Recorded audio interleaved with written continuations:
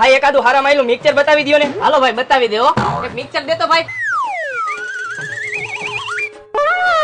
આ મિક્સર તો ઓકે હે, કરી દયો પેક. કેટલા દેવાના? આ મિક્સર ના હે ભાઈ 5000 રૂપિયા. શેઠ થોડાક પૈસા ઓછા લેજો, આ અમારા હગા હે. આ કાંઈ વાંધો નહીં, હાલો તમે એને 3500 રૂપિયા આપજો. 3500. શેઠ થોડોક ભાવ ઓછો લગાડજો, અમારા નજીકના હગા હે આવડા. એવું હે? કાંઈ વાંધો નહીં, આમાં અમારો 1 રૂપિયાનો નફો નહીં. 3200 રૂપિયામાં આવ્યું હોય ને તમે ખાલી 3200 રૂપિયા જ આપજો બસ. 3200 રૂપિયા એટલા બધા થોડા હોય?